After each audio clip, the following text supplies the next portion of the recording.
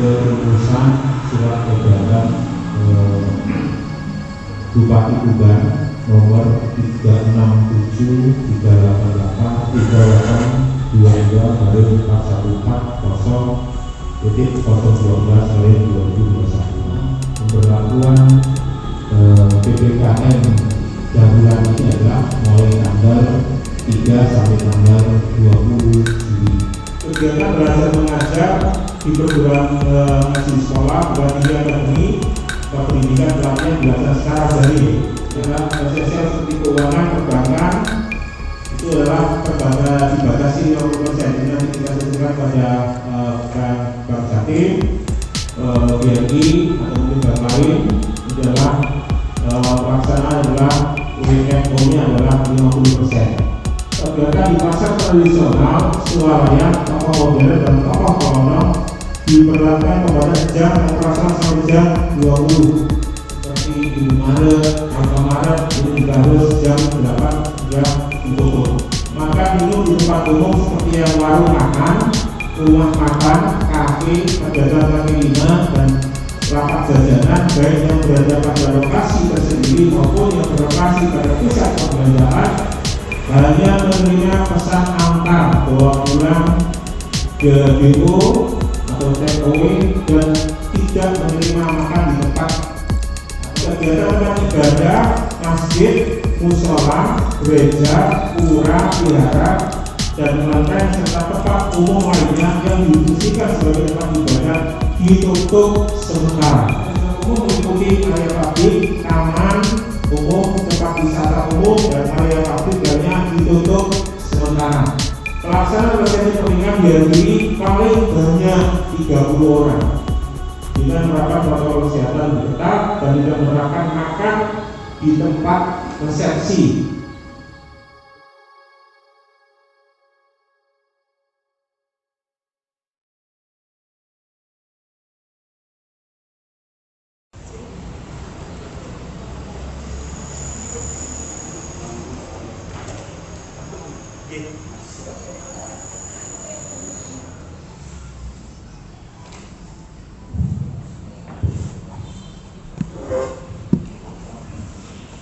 Assalamualaikum warahmatullahi wabarakatuh.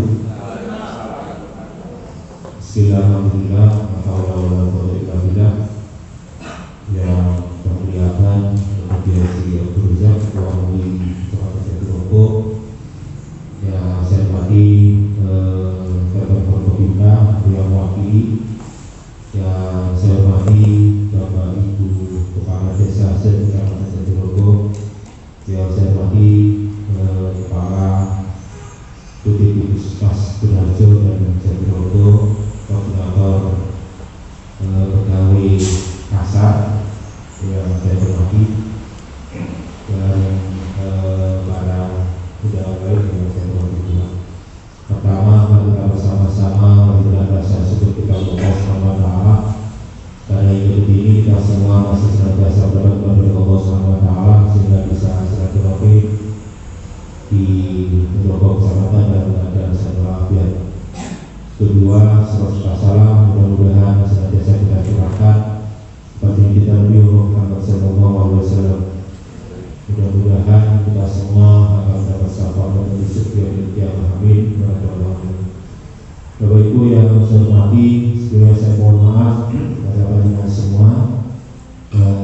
Saya melalui tadi malam kita ada di jam 11 saya tentunya karena saya tadi malam rapat bersama Forkopimda, para tokoh masyarakat, alim ulama, ketua MUI kabupaten, dari Gama, dari BKUB, dari BNI dan stakeholder lain melaksanakan kegiatan perumusan surat edaran Bupati Tuban nomor 367/414/012/2021 tentang pemberlakuan pembatasan kegiatan masyarakat darurat corona virus 2019 di Kabupaten Tuban. mengingat kegiatan ini adalah sangat penting, maka kemarin Mas Bupati menginstruksikan bahwa seluruh kecamatan hari ini sudah harus disosialisasikan karena pemberlakuan PPKM darurat ini adalah mulai tanggal 3 sampai tanggal 20 Juli. Sehingga karena mulainya tanggal 13, maka tidak mungkin disosialisasikan pada hari Senin. Karena tugaskan oleh Pak Bupati, Mas Bupati bahwa besok semua camat harus sosialisasi di kecamatan masing-masing. Sehingga serentak hari ini semuanya di pendopo kecamatan ada sosialisasi seperti ini, yaitu sosialisasi PPKM darurat. Bapak Ibu yang saya hormati, surat edaran Mas Bupati ini adalah baru selesai jam 8 pagi. Tadi malam semestinya sudah ditandatangani oleh Mas Bupati, tetapi sekitar jam setengah 12-an ada lagi surat edaran dari Gubernur, sehingga dibatalkan dan baru sekitar jam 8 pagi ini Mas Bupati menandatangani dan beliau sekarang ada undangan dengan Gubernur di Surabaya. Bapak Ibu yang saya hormati, surat edaran atau instruksinya Mendagri ini adalah instruksi Mendagri 15 ini adalah sangat krusial sekali. Sehingga tadi malam Mas Bupati tidak mau tanda tangan kalau yang hadir tadi malam itu tidak ada atau ada yang kurang berkenan. Tapi alhamdulillah tadi malam ada MUI, ada DMI, ada FKUB, ada NU, ada Muhammadiyah, ada Bamat, ada Kalteng dan sebagainya. Semuanya setuju bahwa SI ini harus ditandatangani. Karena apa? Risikonya apabila SI ini tidak diberlakukan, maka dari pusat bisa jadi mencabut atau memberikan sanksi kepada pimpinan daerah untuk dicabut. Oleh karena itu Mas Bupati dari malam secara aklamasi minta persetujuan. Kalau ada yang tidak setuju gimana harus dibahas dan malam itu harus selesai. Pokoknya beliau sangat menekankan kepada tokoh-tokoh masyarakat, ayo kita bersama. Mas Bupati juga mengatakan bahwa saya tidak bisa kerja sendiri tanpa dukungan panjenengan semua. Maka tadi malam diminta kesepakatan, alhamdulillah semuanya menyepakati bahwa harus ada surat edaran Bupati. Ya alhamdulillah saya kerja yang nanti kita sosialisasikan adalah nomor 367 garing 3822 garing 414.012 garing 2021. Dan pada kesempatan hari ini saya juga mengundang Ketua MUI Yai Razak ini Ketua MUI, sekaligus nanti mohon pertimbangan teknis pelaksanaan. Jadi yang kita pertimbangkan adalah teknis pelaksanaan. Maka saya mohon juga pertimbangan dari berbagai Razak, barangkali bisa kita lagi mengumpulkan Ketua MUI monggo. Ketua MUI kecamatan dan kami siap nanti untuk mensosialisasikan. Bapak Ibu yang saya hormati, ini surat edarannya. Yang poin-poin yang perlu kita pelajari adalah terkait dengan pembatasan aktivitas kegiatan masyarakat.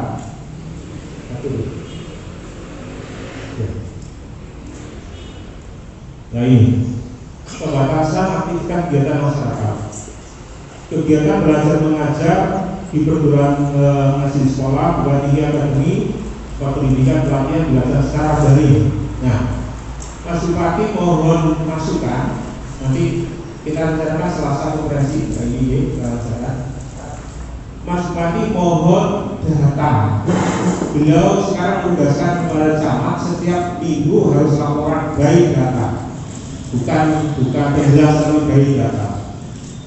Untuk sekolah daring ini, apabila di wilayah Panjenengan, di sekolah Panjenengan yang koneksi internetnya tidak bagus, terputus-putus, maka diminta untuk laporan sekolah mana, desa mana.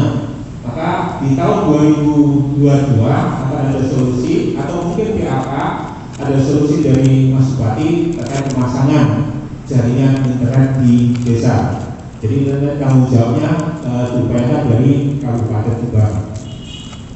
Yang kedua, sektor esensial. Selanjutnya pemerintah yang memberikan pelayanan publik yang tidak bisa ditunda pelaksanaannya diberlakukan WFO.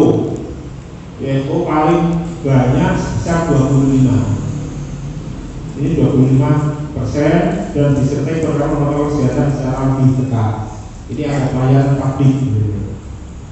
Yang B adalah esensial seperti keuangan perbankan, itu adalah dibatasi 50%. Ini nanti kita sesuaikan pada Bank Jatim, BRI atau mungkin bank lain.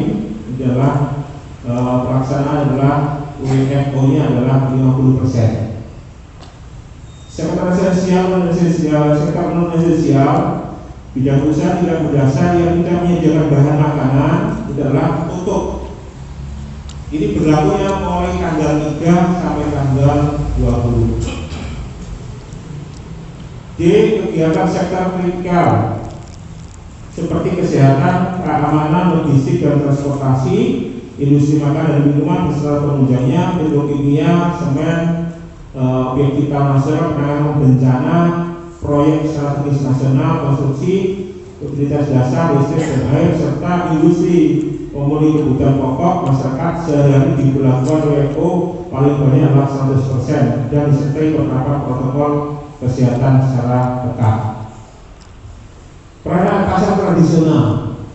Pasar tradisional terdiri dari pasar tradisional, swalayan, toko modern dan toko kelontong. Kegiatan di pasar tradisional, swalayan, toko modern dan toko kelontong diperlakukan pembatasan jam operasional sampai jam 20 dengan kapasitas pengunjung 50%. Maupun nanti teknisnya seperti Indomaret, Alfamaret ini juga harus jam 8 sudah ditutup dan itu pemberlakuannya adalah 50%. Untuk apotek tetap buka 24 jam. Untuk makan minum di tempat umum, makan minum di tempat umum seperti yang warung makan, rumah makan, kafe, pedagang kaki lima dan lapak jajanan baik yang berada pada lokasi tersendiri maupun yang berlokasi pada pusat perbelanjaan hanya menerima pesan antar bawa pulang DO atau take away dan tidak menerima makan di tempat atau dine-in. Jadi di warung-warung makan ini diharapkan adalah tidak melayani makan di tempat, tetapi diharapkan bungkus, kalau bungkus boleh dibawa pulang. Jadi tidak sifatnya adalah makan di tempat. Kegiatan konstruksi tempat konstruksi dan lokasi proyek beroperasi 100%. Jadi Bapak Ibu kepala desa yang saat ini melaksanakan kegiatan konstruksi tetap boleh 100%, tapi tetap diharapkan menggunakan masker. Tapi karena di luar terbuka, di luar tertutup, maka tukang saya pikir dari Mas Bupati tapi bisa pakai masker. Nah, ini yang perlu dihargai. Mohon maaf, kegiatan tempat ibadah. Kegiatan tempat ibadah, masjid, musola, gereja, pura, wihara, dan kelenteng serta tempat umum lainnya yang difungsikan sebagai tempat ibadah ditutup sementara. Jadi saya sudah share di beberapa toko, belum saya share di Masjid Lamongan, Masjid Agung Lamongan sudah ditutup mulai hari ini sampai tanggal 20. Tetapi masih dilakukan azan ya, tetapi tidak ada sholat jamaah. Nah ini hari ini mungkin dirapatkan di Masjid Agung Tuban. Ini diharapkan seluruh masjid, musola, vihara maupun pura yang atau kelenteng yang ada di Kabupaten Tuban ini diharapkan mulai hari ini sampai tanggal 20 itu ditutup, tidak dibuka untuk jamaah. Ini yang mohon nanti arahan Mbak Roja, teknisnya Gus Budi, karena ini juga krusial, perlu ada pendekatan-pendekatan, penjelasan-penjelasan khusus kepada tokoh, kepada Kamir bahwa mulai tanggal 3 hari ini sampai tanggal 20 itu adalah tempat ibadah itu ditutup, tidak dilakukan sholat jamaah. Pesan dari Pak Dandim tadi malam adalah sama Yai Madin Ketua MUI, ini adalah kita kedepankan adalah keselamatan umat, keselamatan masyarakat, keselamatan warga harus dijunjung tinggi. Karena saat ini rumah sakit, hampir rumah sakit yang ada di Tuban, rumah sakit Ali Mansur itu semuanya sudah penuh. Dan saya tidak boleh menjelaskan berapa yang meninggal per harinya, tapi luar biasa, banyak sekali yang meninggal dunia. Oleh karena itu mohon nanti dukungan kepada Bapak Ibu Kepala Desa, Kiai Putri Roza, makin diskusi teknisi pun makin terkait dengan penunjukan tempat ibadah. Dan ini disampaikan bahwa ini hanya sementara, hanya 3 minggu sampai tanggal 20, dan mudah-mudahan tanggal 20 tidak ada lagi perpanjangan PPKM darurat. Jadi pesannya disampaikan kepada masyarakat, kepada tokoh, bahwa ini penutupan tidak selamanya, hanya sementara, hanya 3 minggu. Mudah-mudahan setelah itu ada penurunan. Kalau saya dengar dari Pak BNPB bahwa harapannya per hari adalah turun 10.000 terkait dengan COVID-19 ini dengan PPKM darurat. Kegiatan pelayanan umum meliputi area publik, taman umum, tempat wisata umum, dan area publik lainnya ditutup sementara. Tutup sementara. Kolam renang masuk atau tidak? Masuklah di sini, termasuk wisata. Kegiatan seni budaya, olahraga, sosial kemasyarakatan, kegiatan seni budaya, olahraga, dan sosial kemasyarakatan meliputi lokasi seni budaya, olahraga, dan kegiatan sosial yang dapat menimbulkan keramaian dan kerumunan ditutup sementara dan kegiatan seni. Transportasi umum, meliputi kendaraan umum, angkutan umum hanya dibatasi 70% dengan disertai penerapan protokol kesehatan yang ketat. Resepsi pernikahan ini yang akan kita hadapi pada saat Idul Kurban besok. Besar itu kan waktunya banyak orang yang punya hajat. Pelaksanaan resepsi pernikahan dihadiri paling banyak 30 orang dengan menerapkan protokol kesehatan ketat dan tidak menerapkan makan di tempat resepsi. Penyajian makanan hanya diperbolehkan dalam tempat tertutup untuk dibawa pulang, tidak ada makan di tempat resepsi. Perjalanan domestik jarak jauh yang menggunakan mobil pribadi, sepeda motor, transportasi umum, jarak jauh, pesawat udara, bis, kapal laut, dan kereta api harus menunjukkan kartu vaksin. Ya, ini untuk vaksin. Alhamdulillah Kabupaten Tuban berkat langkah yang diterapkan Forkopimda Kabupaten Tuban paling cepat vaksinasi di tingkat Provinsi Jawa Timur. Maka dari malam Mas Bupati juga pesan, tolong sekarang kita harus jemput bola, yaitu vaksinnya diharapkan di desa. Jika pendekatan pelayanan kepada masyarakat, maka pelaksanaannya tidak lagi di puskesmas, tapi diharapkan pendekatan kepada masyarakat. Saya tadi malam ditanya, ya teman-teman coba ditanya berapa sasarannya? Tidak ada yang tahu, Pak. Tidak ada yang tahu. Ternyata Pak Kadinkes setelah pulang di share, kita masih punya stok 50 di puskesmas Jatirogo. Ada stok 50 di Bolajo sudah 100%. Sistem yang diterapkan oleh Kadinkes sekarang adalah sama dengan sistem yang diterapkan oleh Dinkes Provinsi Jawa Timur. Bagi puskesmas yang stoknya masih banyak akan diambil dan diberikan pada puskesmas yang kurang.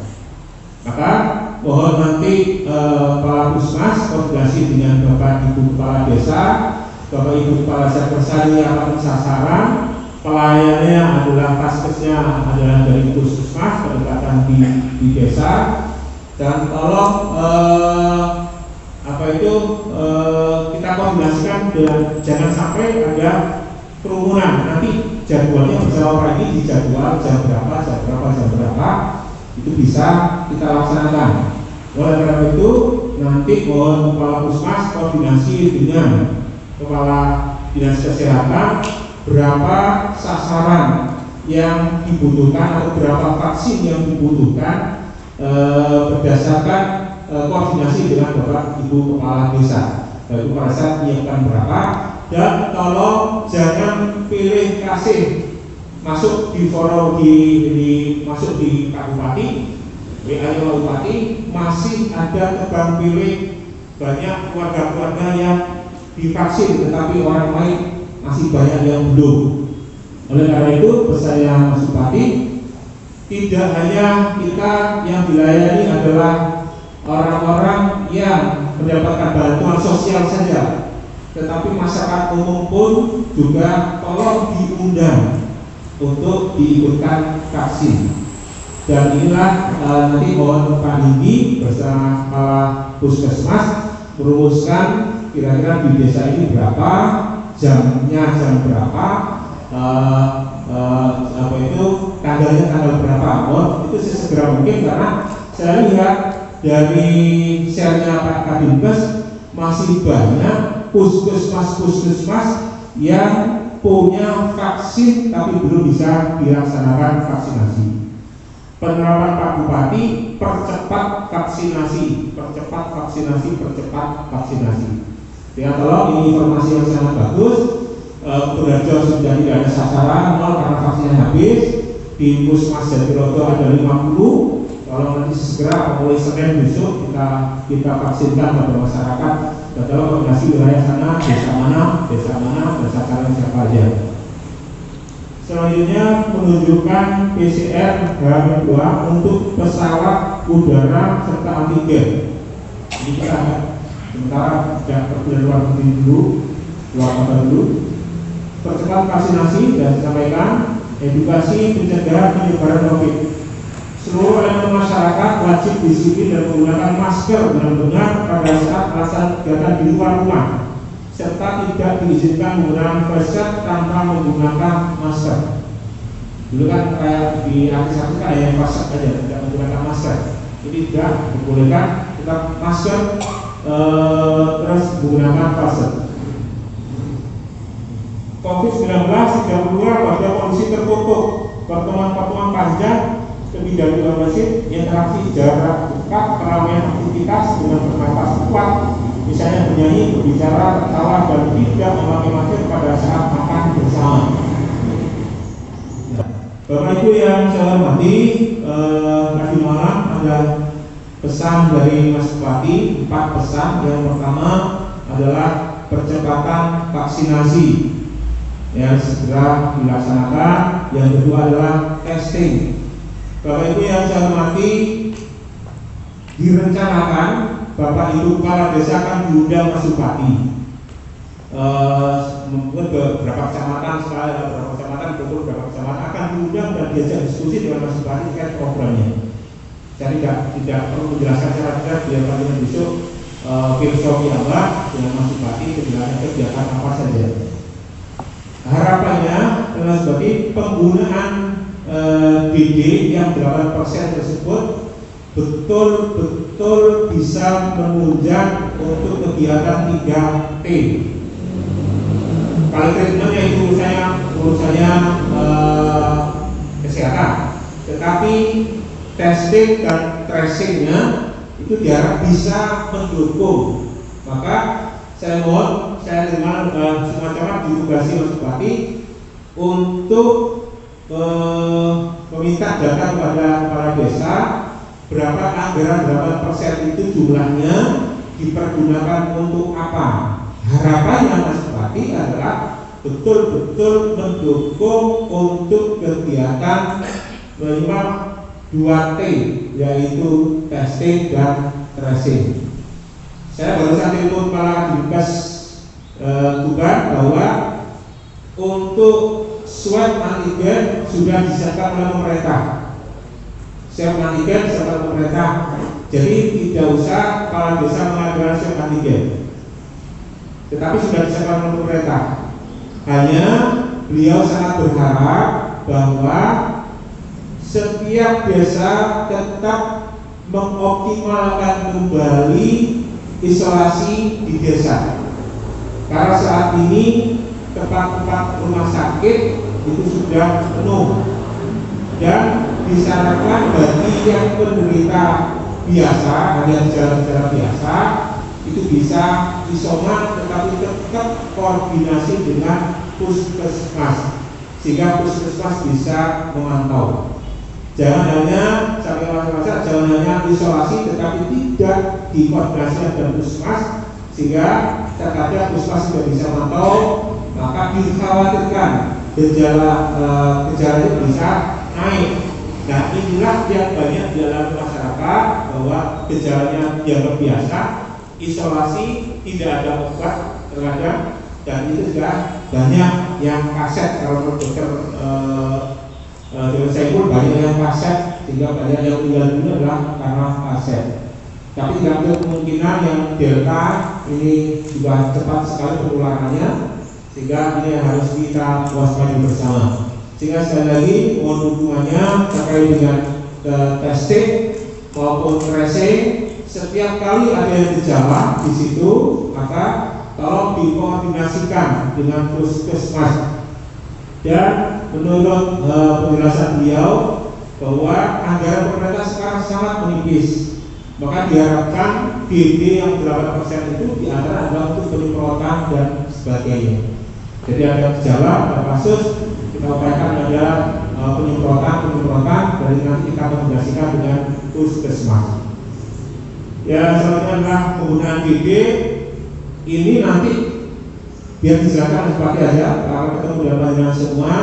Tetapi ini saya jelaskan sedikit saja bahwa DD itu nanti ke depan diharapkan bisa sinergi dengan visi-misinya Mas Bupati.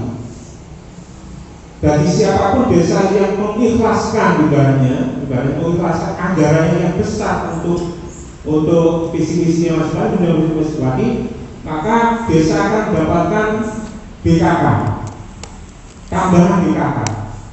Jadi bantuan keuangan khusus. Jadi siapa yang banyak, maka akan diberi tambahan BKK.